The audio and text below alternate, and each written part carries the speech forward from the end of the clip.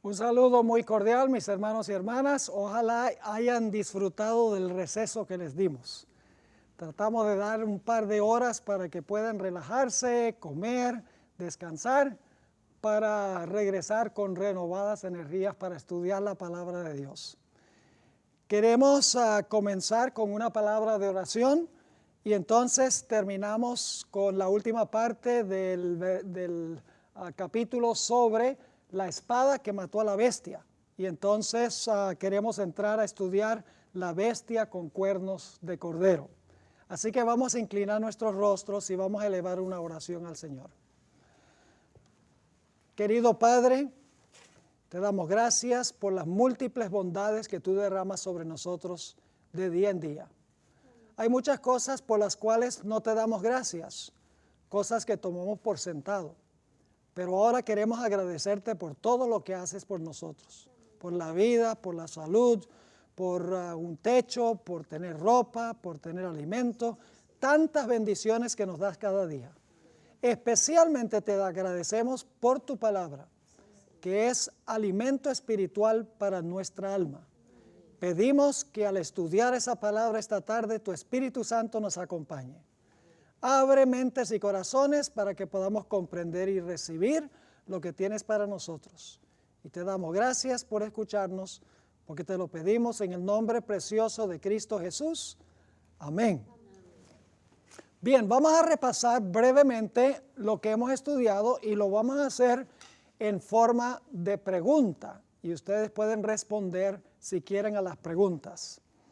En primer lugar, ¿con qué arma mataba a la bestia durante los 1260 años? Mataba con la espada.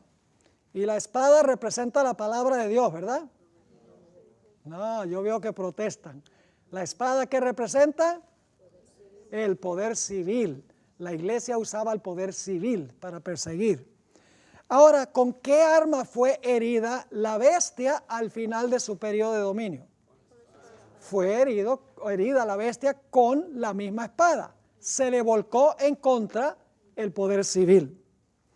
Ahora, quiero preguntar, ¿en qué sentido recibió la bestia la herida mortal?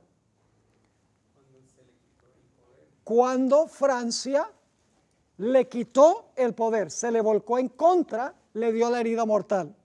Entonces yo pregunto, ¿cómo es que se va a sanar la herida mortal? Es cuando la espada se le devuelva otra vez a la bestia para que pueda usar el poder civil para perseguir. Entonces yo pregunto, ¿qué es lo que impide que se sane la herida de la bestia? Hoy por hoy, ¿qué es lo que impide que se sane plenamente la herida de la bestia? El hecho de que los poderes civiles no han permitido que la bestia se les monte encima como hizo durante los 1260 años. Los poderes seculares o civiles se han mantenido alejados del sistema, aunque más y más se están enamorando otra vez de este sistema. Como uno puede ver en el último tema, les voy a compartir algunas cosas que están sucediendo hoy en el mundo religioso y el mundo político. Ahora vamos a la página 47 y terminamos el material que habíamos comenzado en nuestra última clase. Habíamos leído una cita de Malaquías Martín, el que escribió el libro Las llaves de esta sangre. Y esta cita la escribió en 1986. Y vamos a repasar otra vez esta cita que es muy importante. Dice, por 1500 años y más, Roma había mantenido un dominio con mano fuerte sobre cada comunidad local del mundo. Esa era la póliza de la iglesia romana. Era mantener un dominio con mano fuerte sobre cada comunidad local del mundo. Y luego dice Malaquías Martín, en gran medida y admitiendo algunas excepciones, ese era el punto de vista romano. El punto de vista romano era mantener un dominio con mano fuerte sobre cada comunidad local del mundo. Y Malaquías Martín dice, hubo algunas excepciones, pero ese era el punto de vista romano hasta que ¿qué? Hasta que 200 años de inactividad le fueran impuestos al papado por los grandes poderes seculares del mundo. ¿Qué está diciendo él? Que por 200 años el papado ha estado ¿qué? Inactivo. Ahora, si ustedes van hacia atrás, desde 1986, 200 años atrás, ¿a dónde llegan? A la Revolución Francesa. Él está diciendo que la Revolución Francesa le dio una herida mortal al papado, los poderes seculares le quitaron el apoyo y por eso el papado ha estado inactivo durante los últimos 200 años. Él no sabe que está comentando sobre Apocalipsis 13. Ahora, quiero que noten lo que dijo la hermana White. La hermana White escribió más de 100 años antes que escribiera Malaquías Martín. Y fíjense que ella dice algo muy semejante. Declara, derróguense, ¿qué significa derróguense? Quítense. Derróguense las medidas restrictivas impuestas en la actualidad por los gobiernos civiles. ¿Qué hacen los gobiernos civiles hoy? ¿Imponen qué cosa? Medidas restrictivas sobre qué? ¿Sobre quién? Sobre el papado. Entonces, ¿quién mantiene al papado restringido? Los poderes civiles. Así que dice, derróguense las medidas restrictivas impuestas en la actualidad por los gobiernos civiles y déjesele a Roma que recupere su antiguo poder. Ese es el sanamiento de la herida, ¿sí o no? Recupere su antiguo poder. ¿Y qué va a pasar cuando lo recupere? Cuando ya se quiten las medidas restrictivas. Dice, y se verán resucitar en el acto su tiranía y sus persecuciones. Elena White dice algo muy parecido a lo que dijo Malaquías Martín, pero lo dijo más de 100 años antes. Ahora, quiero leerles una cita de un autor que se llama John Robbins. Es de la tradición reformada, calvinista, y él concuerda con lo que dijo Malaquías Martín y con lo que escribió Elena de White. Fíjense esta cita tan extraordinaria. Se encuentra en el libro Megalomanía Eclesiástica. No está en español, creo, el libro. En inglés se llama Eclesiástico Megalomania, página 195. Dice allí, está comentando sobre una periodista que se llamaba Ayn Rand, que dijo algo en 1967. Dice, Ayn Rand tenía razón cuando escribió en 1967 lo siguiente: la Iglesia Católica nunca ha desistido de su deseo de restablecer. ¿Qué significa restablecer? Usted no puede restablecer algo que no perdió. La Iglesia Católica nunca ha desistido de su deseo de restablecer, ¿qué cosa? La unión medieval de la Iglesia y el Estado, con el objetivo final de crear un Estado y una teocracia de extensión ¿qué? Global. La Iglesia-Estado romano es un híbrido. Fíjese que dice la Iglesia-Estado, porque es una amalgama. La Iglesia-Estado romano es un híbrido, un monstruo de poder eclesiástico y político. Su idiosincrasia política es totalitaria.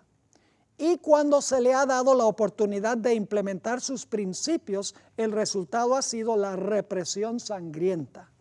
Si en los últimos 30 años ha suavizado el tono de sus pretenciosas declaraciones de tener poder pleno, supremo e irresponsable y ha asesinado menos gente que antes, el cambio de conducta no se debe a un cambio de ideas, sino a un cambio de circunstancias. ¿Cuál es el cambio de circunstancias? Se quiere ganar el apoyo de ¿quiénes? De los gobiernos civiles, exactamente. Ahora sigue diciendo, la Iglesia-Estado romano en el siglo XX se está recuperando de una herida mortal. Y él no cree en las profecías, él no cree que la bestia de Apocalipsis 13 es el papado. Pero fíjese la terminología tan interesante. Dice, la Iglesia-Estado romano en el siglo XX se está recuperando de una herida mortal. Y luego hace esta predicción. Si o cuando recupere la plenitud de su poder y autoridad impondrá un régimen más siniestro que cualquiera que el planeta jamás haya visto. Y no está escribiendo un adventista, lo está escribiendo alguien que viene de una tradición presbiteriana. Dave Hunt, quien es un evangélico, murió hace poco, escribió muchos libros sobre profecías. No estamos de acuerdo con la mayoría de lo que él escribió porque es futurista, él cree en el restablecimiento del Israel literal, el rapto, la reconstrucción del templo de Jerusalén, todas esas cosas él cree. Pero dijo algo muy interesante en cuanto al papado. Dice, ¿por qué quieren los líderes del mundo irse a la cama con el Vaticano? Fíjense qué interesante, está usando terminología de ¿qué? De fornicación, ¿verdad? ¿Por qué quieren los líderes del mundo irse a la cama con el Vaticano? Todos los gobernantes políticos del mundo actual se dan cuenta que el Papa posee un poder que en muchos sentidos es mayor que el de ellos. Los gobiernos más poderosos del mundo no solo cultivan relaciones amistosas con la Iglesia Católica Romana, por tener esta más de 900 millones de miembros y una riqueza enorme. Es también porque los ciudadanos del Vaticano se hallan en números significativos en casi todos los países. Estos ciudadanos constituyen una red internacional que alcanza hasta el interior de los grandes centros de poder del mundo. Ahora es interesante notar qué más dijo Malaquías Martín en su famoso libro, Las llaves de esta sangre. Estoy citando del libro en inglés, yo traduje este párrafo, la página 18 dice, Malaquías Martín, hay una gran similitud que comparten estos tres competidores globales. Cuando él habla de tres competidores globales, está hablando del capitalismo occidental, está hablando del comunismo y del catolicismo. Él dice, los tres están compitiendo por el dominio mundial. Y él dice, hay una gran similitud entre los tres. Ahora, ¿cuál es la similitud? Dice, cada uno tiene en mente un gran plan para establecer un gobierno global. El objetivo de su competencia geopolítica es ver quién formará, dominará y manejará el sistema mundial que reemplazará el sistema decadente de naciones que existe hoy. Ya el comunismo en gran medida vio su día. Hay algunos dinosaurios por ahí como Venezuela. Sistemas que todavía quieren implementar el comunismo, pero en gran medida el comunismo ha caído como sistema. El capitalismo occidental está decadente. Las economías del occidente están decadentes. Pero hay un poder que no está decadente. Hay un poder que está en el ascenso, que es la Iglesia romana. Específicamente la admiración que hay para con el Papa Francisco I que tenemos y mucha admiración que hubo también para Juan Pablo II. Ahora, ¿cuán pronto, dijo Malaquías Martín, él pensaba que se iba a establecer este nuevo orden mundial bajo el dominio del papado? En la página 15 y 16 del libro Las llaves de esta sangre, él dice, con respecto al factor tiempo, aquellos que tienen menos de 70 años verán la instalación de las estructuras básicas del nuevo gobierno mundial. Aquellos que tienen menos de 40 años ciertamente vivirán bajo su autoridad y control legislativo, ejecutivo y judicial. Y estamos viendo hoy en día el crecimiento fenomenal de este sistema de religión. Ahora, necesitamos contestar la pregunta, ¿cómo recuperará el papado su poder? ¿Quién aflojará las cadenas que se le pusieron en 1798 para que nuevamente pueda ejercer un dominio mundial usando el poder civil? ¿Qué nación en su sano juicio estaría dispuesto de devolverle al papado el poder que perdió al terminar los 1260 años? La respuesta es sorprendente. Y eso es lo que vamos a estudiar ahora. El material se titula La bestia con cuernos de cordero. Esta es la bestia que le va a devolver la espada al poder papal. Increíble, pero cierto. Y ahora queremos estudiar el resto de este periodo y en nuestro próximo tema, este material, la bestia con cuernos de cordero. Y vamos a seguir el material más o menos como está escrito. Apocalipsis 13:11 describe otra bestia que se levanta de la tierra, porque la primera bestia se levantó del mar, ¿verdad? En el versículo 1 al 10. Apocalipsis 13:11 describe otra bestia que se levanta de la tierra. Y tiene dos cuernos como de ¿qué? Como de cordero, pero habla como un dragón. Esta bestia va a obligar a todo el mundo a adorar a la primera bestia, que fue herida con la espada. Va a hacer una imagen de la primera bestia. Va a imponer la marca de la primera bestia. Es decir, todo lo que hace esta segunda bestia es para complacer y honrar a la primera bestia. Eso se denota porque dos veces en Apocalipsis 13:11 al 18 se usa la expresión en presencia de la bestia. Es decir, lo que hace esta segunda bestia, lo hace en presencia de la bestia. Quiere impresionar a la primera bestia con lo que hace. Y es interesante que en esos versículos, Apocalipsis 13:11 al 18, dice que esta segunda bestia hace una imagen de la bestia en honor a la bestia. Es decir, es una imagen de la bestia, pero es en honor a la bestia. Es decir, esta segunda bestia que se levanta de la tierra es la que le va a devolver la espada a la primera bestia. Qué interesante. Vamos a leer ese versículo en Apocalipsis 13 y el versículo 11, a donde se describe esta bestia. Dice, después vi otra bestia que subía de la tierra. ¿De dónde subía? De la tierra. Y tenía dos cuernos semejantes a los de un cordero, pero hablaba como un dragón. ¿En qué se parece un cordero a un dragón? No. En nada. Sin embargo, aquí hay una bestia que tiene características de cordero y una característica de un dragón. Es decir, es una bestia esquizofrénica. Tiene un carácter contradictorio.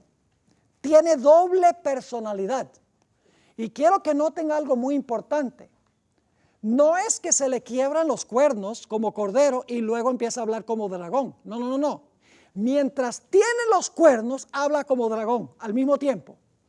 Es decir, no es que, bueno, los cuernos como de cordero, eso era lo bueno, entonces se rompen los cuernos y entonces ahora empieza a hablar como un dragón. No, habla como un dragón mientras tiene en la cabeza los dos cuernos como cordero. Es decir, tiene doble personalidad, es una bestia esquizofrénica.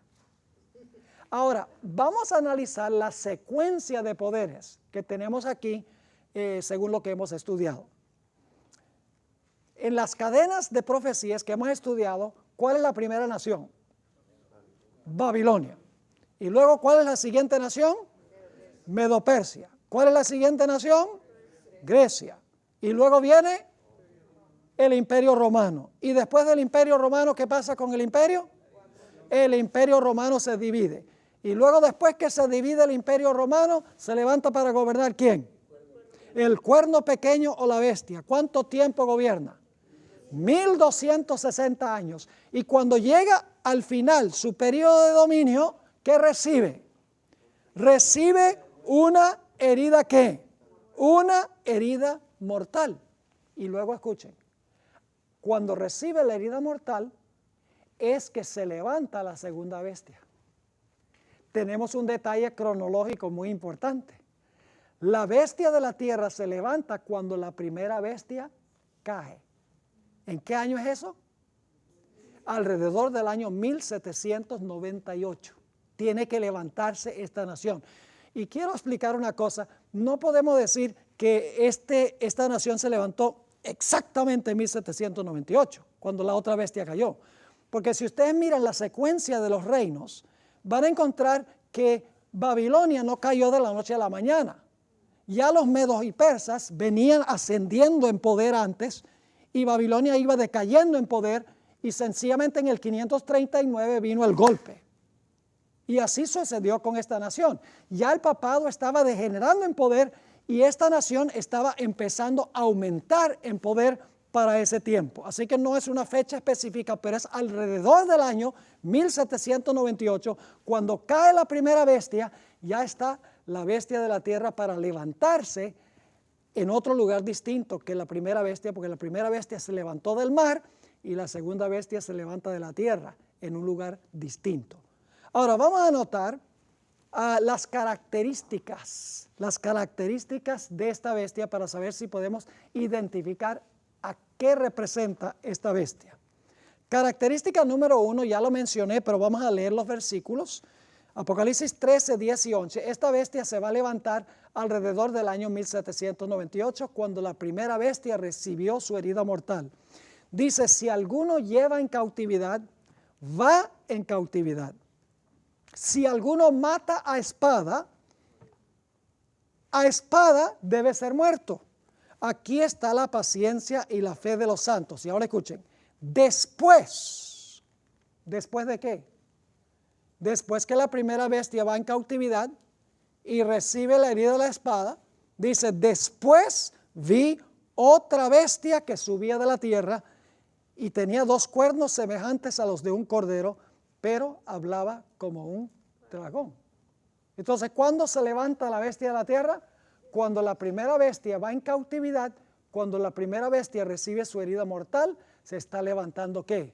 Se está levantando la segunda bestia. Alrededor del año 1798.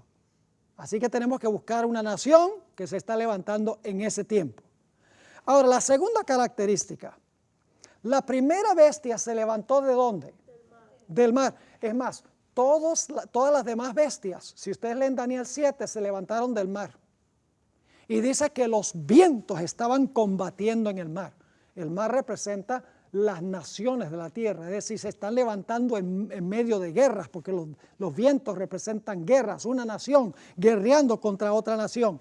Es decir, el león, el oso, el leopardo y el dragón se levantan en medio de guerras y se levantan del mar. ¿A dónde se levantaron estas bestias? Se levantaron en Asia. Los primeros 2 poderes son asiáticos, Babilonia y Medo-Persia, y luego, un poco más al occidente, se levantaron Grecia y Roma, que son países europeos. Es decir, la profecía se está moviendo de oriente hacia el occidente. Ahora, ¿de dónde se levanta la bestia, la segunda bestia de Apocalipsis 13? Se levanta de la tierra. Yo pregunto entonces, ¿esta bestia se levanta en Asia o en Europa? No puede ser, porque las naciones que se levantaron en Asia o en Europa se levantaron del mar. Esta bestia se levantó en otro sitio porque se levantó ¿de dónde? De la tierra. Ahora, quiero leerles una cita que viene de un periódico irlandés. El periodista escribió en 1850 las siguientes palabras. Un imperio americano está ascendiendo. Y luego dice, nosotros los, interesante, está ascendiendo, que significa que se está levantando. Y aquí hay una bestia que se está levantando de la tierra. Luego dice, nosotros los isleños, que son los irlandeses, no tenemos ni idea de los eventos extraordinarios que en medio del silencio de la tierra están añadiendo diariamente al poder y el orgullo de esta nación gigantesca. Interesante que este periodista usara la expresión, ¿qué cosa? Se levantó en medio del silencio de la tierra. No en medio de vientos y ruido y guerras, sino en el silencio de la tierra estaba ascendiendo al poder. En 1975, Daniel Bernstein, quien era el bibliotecario de la Biblioteca del Congreso de los Estados Unidos, una de las bibliotecas más grandes del mundo, dio una serie de discursos en Londres, y quiero que noten lo que él dijo en uno de esos discursos. Él dijo, la fertilidad especial de los Estados Unidos consistía en el hecho de que su territorio estaba vacante. Las naciones que se levantaron en Europa y en Asia se levantaron donde había mucha población. Pero este poder se levantó de la tierra donde no había aguas, a donde no había muchedumbres de personas. Era un país que estaba vacante. Así que la primera característica es cuando se levanta, alrededor de 1798. La segunda característica es a dónde se levanta. No es en Asia ni Europa, porque no se levanta del mar. Se levanta en la tierra, en un lugar donde no hay aguas, un lugar vacante, donde tampoco hay vientos. No se levanta en medio de las guerras. Característica número 3. Esta bestia, en 1798, estaba recién retoñando. Es decir, no había alcanzado el apogeo de su poder todavía. Dice allí en la característica número 3, G.A. Townsend, en su libro The New World Compared with the Old, el mundo nuevo comparado con el antiguo, página 462, dice lo siguiente en cuanto a los Estados Unidos: como una semilla silenciosa, crecimos hasta llegar a ser un imperio.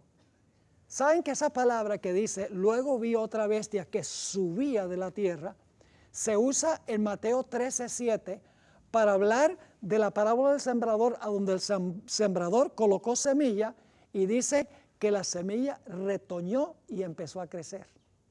Es interesante que el concepto que se usa en Apocalipsis 13 es de una semilla que está recién retoñando en 1798. Y este escritor dice, como una semilla silenciosa, crecimos hasta llegar a ser un imperio. En 1798 esta nación estaba recién naciendo, estaba recién retoñando, no había alcanzado el apogeo de su poder. Característica número 4.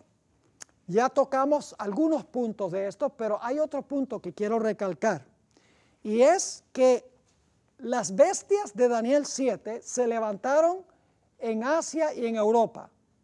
Babilonia y Medo-Persia son países o eran países asiáticos. Los países de Grecia y Roma eran países europeos. Y lo interesante es que la profecía se va moviendo de oriente a occidente, porque Babilonia queda al extremo oriental. Luego nos movemos un poquito más hacia el occidente y tenemos a Medo-Persia en Asia. Y luego entonces nos movemos un poquito más hacia el occidente y tenemos a Grecia. Y luego nos movemos un poquito más al occidente y tenemos a Roma. Es decir, la profecía se está moviendo de oriente a occidente. ¿Saben por qué razón? Porque el pueblo de Dios se está moviendo de oriente a occidente. El cristianismo y el judaísmo se están moviendo hacia el occidente. Entonces yo pregunto, ¿a dónde esperaríamos encontrar al siguiente poder que se menciona en Apocalipsis 13, la bestia que se levanta de la tierra? ¿En Asia? No. ¿En Europa? No. Debería quedar más al occidente que Europa. Yo pregunto, ¿qué es lo que está al occidente de Europa? Y no me digan que es el océano Atlántico, porque eso no es tierra, eso es mar. El lugar donde se levanta esta bestia tiene que quedar al occidente de Europa. ¿Y qué queda en el otro lado del océano Atlántico? Los Estados Unidos de América. Característica número 5. Antes de llegar a ser nación, este lugar le proveyó refugio a los que estaban huyendo de la persecución en Europa. ¿Recuerdan que nos dimos cuenta en Apocalipsis 12 que la tierra ayudó a la mujer? Es decir, el territorio geográfico le ayudó a la mujer que estaba siendo perseguida, le proveyó refugio, esta tierra vacante, para que se escapara de la persecución en Europa. Eso ya lo estudiamos. Y luego en el capítulo 13 dice que en la tierra, donde se proveyó refugio, se levantó entonces una bestia, se levantó una nación. Esa es otra característica que demuestra claramente que esta profecía se aplica a los Estados Unidos, porque en el capítulo 12 la tierra le da refugio a la mujer, ese es el territorio de los Estados Unidos, y luego en el capítulo 13 y el versículo 11 se levanta la nación en ese mismo lugar que proveyó refugio. Característica número 6. Esta bestia es contemporánea y coexistente con la primera bestia. ¿De acuerdo? Pero yo pregunto, ¿quién es mayor? ¿La primera bestia o la segunda bestia? la primera bestia es mucho más vieja que la segunda bestia, porque la primera bestia gobernó por 1260 años antes que se levantara esta bestia de la tierra. ¿Me están entendiendo lo que estoy diciendo? Pero son coexistentes, es decir, existen al mismo tiempo, pero la bestia que se levanta de la tierra es una bestia que se levanta al final de la carrera de la primera bestia. Y ¿saben lo interesante? Es que en vez de la bestia de la tierra lidiar con la bestia anterior para quitarle el poder, lo que sucede es que la segunda bestia lo que hace es restaurarle a la primera bestia el poder. ¿Se han dado cuenta que las demás bestias, el oso viene y acaba con el león? Y el leopardo viene y acaba con el oso, y el dragón viene y acaba con el leopardo. Es decir, cada nación sucesiva conquista y destruye a la nación anterior para tomar el poder, pero esta bestia es distinta, porque esta bestia no pelea con la primera bestia para quitarle el poder. Esta bestia que se levanta de la tierra, la Biblia nos dice que más bien se vuelve socio de la primera bestia y le ayuda a recuperar el poder que perdió en 1798. Dice que esta bestia, si ustedes leen Apocalipsis 13, 11 al 18, dice que esta bestia hace una imagen de la primera bestia. Dice que manda a todos a adorar a la primera bestia. Dice que impone la marca de la primera bestia. Todo lo que está haciendo esta nación es ayudando a la primera bestia a recuperar su poder. Muy distinto que las demás bestias que pelearon con la bestia anterior. Esta bestia lo que hace es ayudar a la primera bestia a recuperar el poder que perdió, le devuelve, en otras palabras, la espada. Última característica. Nos dice el libro de Apocalipsis que después de un tiempo, esta bestia que recién estaba retoñando en 1798, se convierte en una potencia mundial, económicamente, políticamente y militarmente. Y ustedes dicen, ¿cómo sabemos eso? Porque es un poder, en primer lugar, que va a prohibir comprar y vender. Según dice la profecía de Apocalipsis 13, tiene que ser una potencia mundial económica para hacer eso.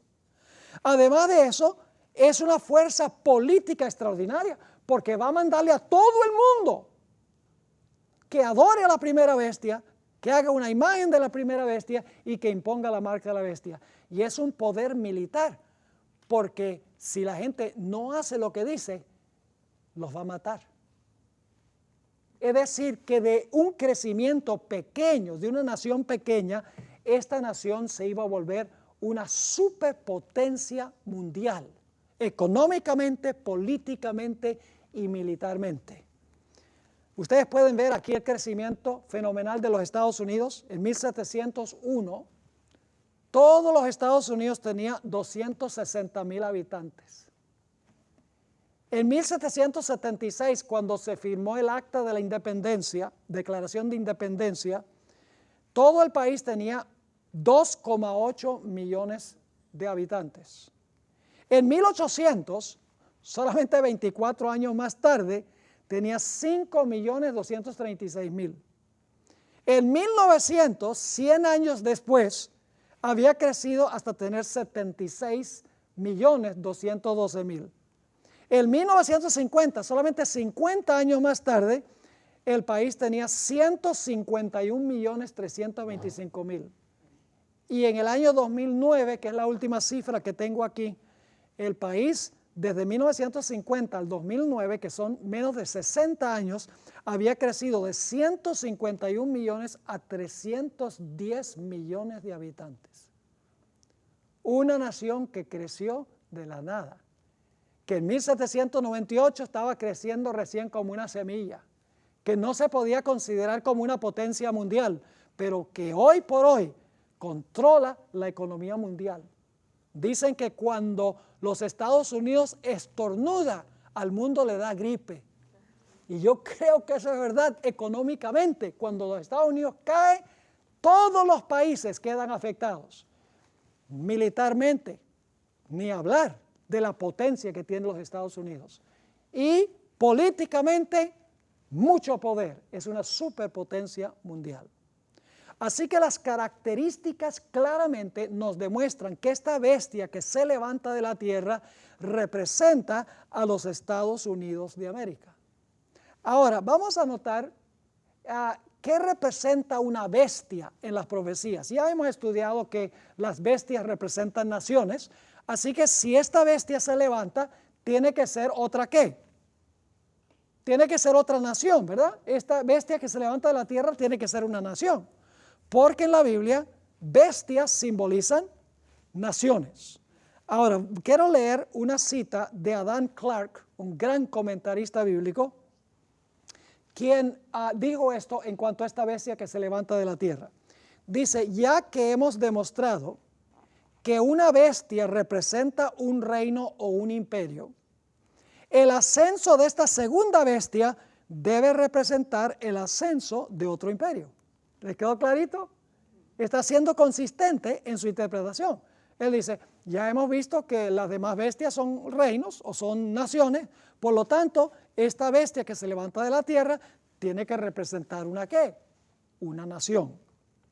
Ahora, hay otro punto. Esta bestia tiene dos cuernos como de cordero. Ahora surge la pregunta, ¿qué representan los dos cuernos como de cordero? Quiero leerles otra vez la cita de Adam Clarke, muy interesante. Dice lo siguiente, así como la bestia con 7 cabezas y tenía 10 cuernos, y estos representan los muchos reinos que se aliaron para apoyar a la iglesia latina, es decir, para apoyar a la iglesia romana, de la misma manera los dos cuernos que tiene esta bestia que se levanta de la tierra, deben representar dos ¿qué? Dos reinos. Pues si los 10 representan 10 reinos, está diciendo los dos también deben representar ¿qué? También deben representar reinos. Y luego dice, pues si los cuernos de una bestia representan reinos en una parte de Apocalipsis, este símbolo también debe representar reinos cuando se usa en forma similar en otras partes del mismo libro. Está siendo consistente. Una bestia representa una nación. En la Biblia, cuernos representan reinos. Así que estos dos cuernos deben representar dos ¿qué? Deben representar dos reinos. Y yo sé que ustedes se están preguntando y están diciendo, bueno, pero los Estados Unidos es una nación, pero los Estados Unidos tiene dos reinos entonces. Bueno, tenemos que mirar a ver cómo es este asunto. El paralelo más cercano en la Biblia que tenemos a esta bestia se encuentra en Daniel 8. Vayan conmigo a Daniel 8 y vamos a leer el versículo 3 y el versículo 20. Daniel 8 y el versículo 3 y el versículo 20. Dice aquí, alcé los ojos y miré, y he aquí un carnero, una bestia, ¿verdad? Una sola bestia, un carnero, que estaba delante del río y tenía dos ¿qué? Aquí tenemos una bestia que tiene dos cuernos. Dice, tenía dos cuernos, y aunque los cuernos eran altos, uno era más alto que el otro, y el más alto creció después. Ahora, ¿qué representan estos dos cuernos? Bueno, sabemos que el carnero representa una nación. ¿Qué representan los dos cuernos? Versículo 20. En cuanto al carnero que viste, que tenía dos cuernos, estos son los reyes de Media y de Persia. Una nación que se compone de dos reinos. ¿Está claro ese punto o no? Una sola nación. La nación medo-persa, pero la nación medo-persa tenía dos ¿qué? Tenía dos reinos. Entonces, ¿será que los Estados Unidos es una sola nación que cree que en esta nación existen dos reinos? La respuesta es que sí, y eso es lo que vamos a mirar. Ahora, esta es la única profecía en la Biblia a donde se identifica qué clase de cuernos tenía una bestia. Por ejemplo, la bestia que tenía 10 cuernos sencillamente dice que tenía 10 cuernos. No especifica qué clase de cuernos. El leopardo tenía 4 cabezas, pero no identifica cuáles son las 4 cabezas.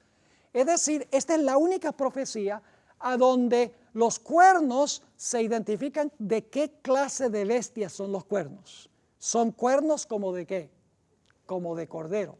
Si es la única bestia donde se identifica qué clase de cuernos, es porque el detalle es muy importante.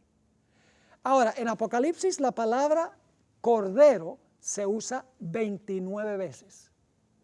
Y todas las veces que aparece la palabra cordero, indiscutiblemente se refiere a Cristo Jesús.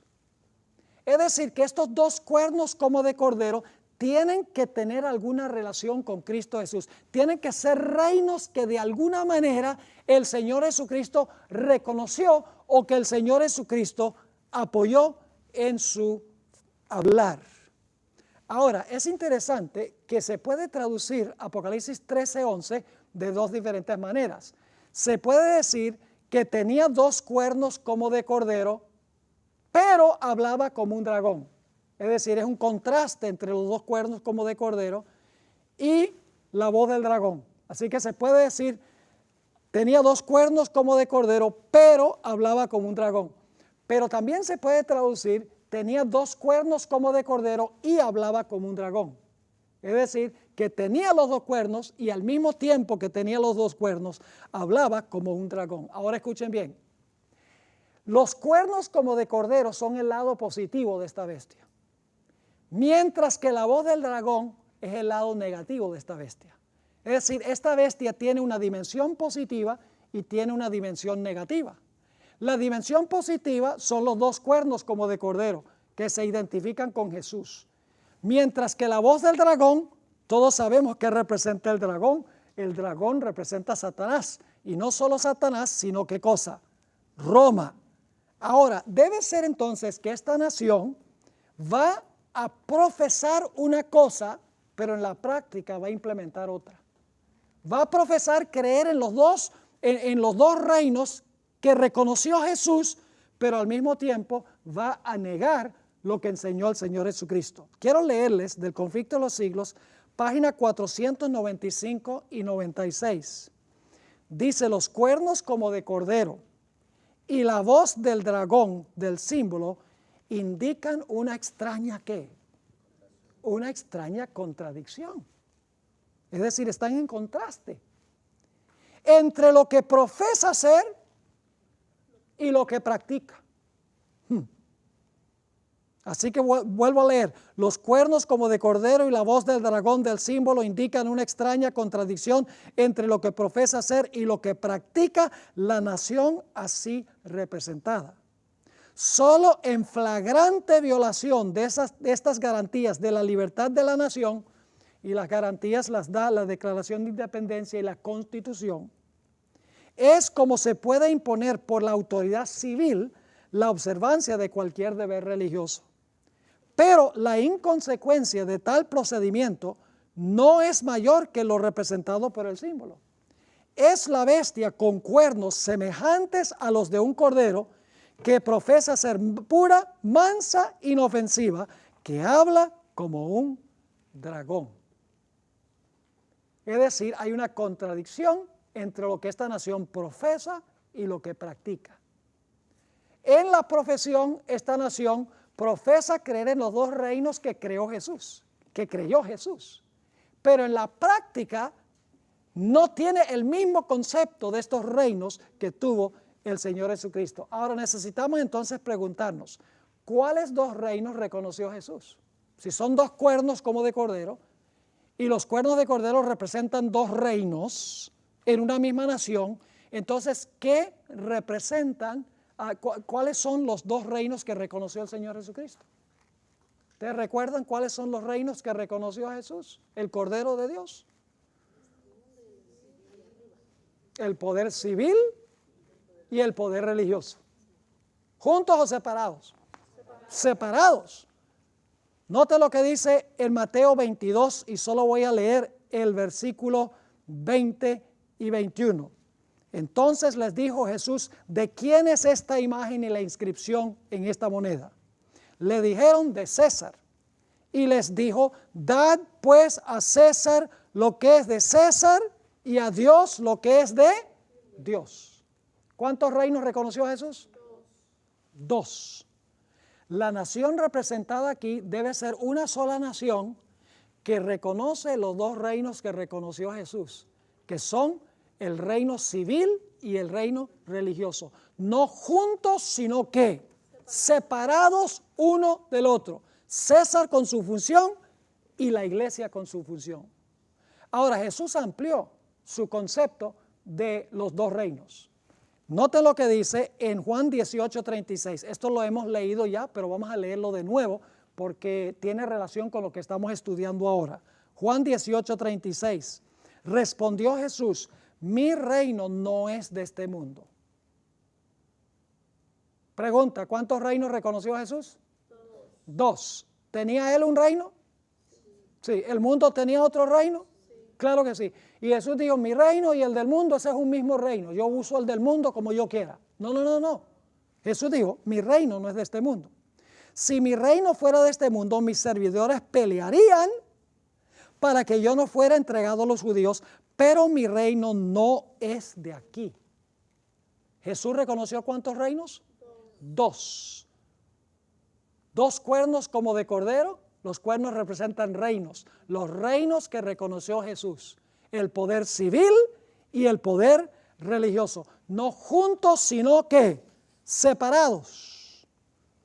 Ahora, vamos a repasar un poquito lo que estudiamos cuando hablamos de los eventos finales de Jesús. En Juan 19 y el versículo 11, encontramos que el Señor Jesucristo reconoció la legítima autoridad del gobierno civil de Roma. Dice allí en Juan 19:11, respondió Jesús a Pilato, ninguna autoridad tendrías contra mí si no te fuese dada de arriba. Yo pregunto, ¿Pilato tenía poder porque Dios lo había colocado ahí para gobernar? Sí, pero ¿lo colocó para gobernar como pastor de la iglesia? No, lo colocó para gobernar en asuntos civiles, pero Dios lo había colocado allí. Ahora yo pregunto, ¿Jesús fue crucificado por una coalición o una unión de la iglesia con el Estado? ¿Por una unión de la iglesia con el Estado, sí o no? Claro que sí, ya lo hemos estudiado. La iglesia apeló al poder civil para que el poder civil diera el visto bueno para que Jesús fuera, ¿qué? Exterminado. Jesús fue llevado a una inquisición ante la iglesia. Ya lo estudiamos, claro que sí. ¿El tribunal eclesiástico lo inculpó de herejía? Sí. ¿Emitió el decreto de muerte contra él? Sí, pero necesitaban la ayuda de la espada del Estado. Así que lo llevaron ¿a dónde? A Pilato, el poder civil.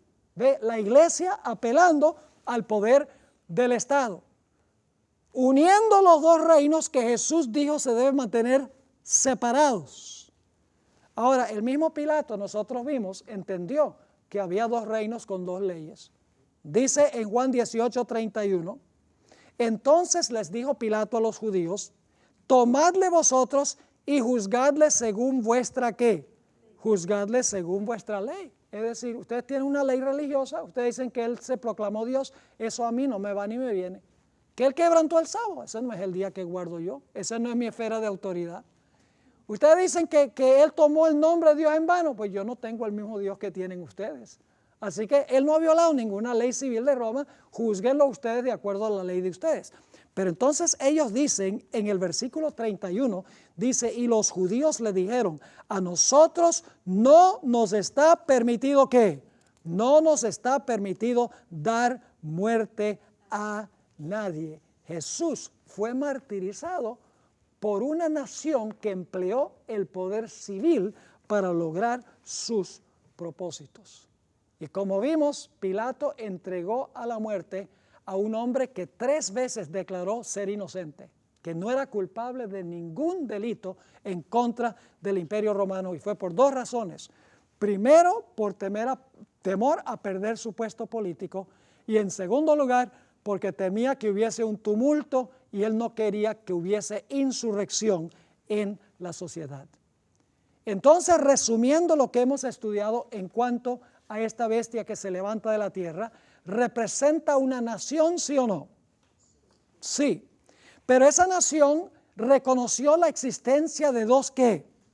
De dos reinos dentro de esa nación. Y son los mismos reinos que reconoció ¿quién? Jesús. Por eso son cuernos como de cordero. Son los dos reinos que reconoció Cristo Jesús. Ahora la pregunta clave será que los Estados Unidos, a sus comienzos en sus documentos de incorporación como nación, reconoció que en esta sola nación existen dos reinos y que esos dos reinos se deben mantener separados. Aquí es lo que viene bien interesante, la historia del establecimiento de este país. Pero primero déjenme leerles una cita del Conflicto de los Siglos, página 493, a donde Elena White habla de esta bestia que se levanta de la tierra. Recuerden que Elena White está escribiendo esto en 1888. Hace muchísimo tiempo Elena White escribió esto. Dice, ¿cuál era en 1798 la nación del Nuevo Mundo cuyo poder estuviera entonces desarrollándose, prometiendo ser una nación fuerte y grande, capaz de atraer la atención del mundo? Pregunta ella. La aplicación del símbolo no admite duda alguna. Una nación y solo una responde a los datos que especifica esta profecía. Incuestionablemente se trata aquí de los Estados Unidos de Norteamérica. Ahora, la historia de los Estados Unidos se puede dividir en dos grandes segmentos. Se puede dividir en primer lugar en la época colonial. En ese tiempo todavía no era nación, eran colonias de Inglaterra. Ese periodo dura desde 1620, cuando llegaron los peregrinos a los Estados Unidos, al territorio de los Estados Unidos, y 1776, cuando se firmó el acta o la declaración de independencia de los Estados Unidos.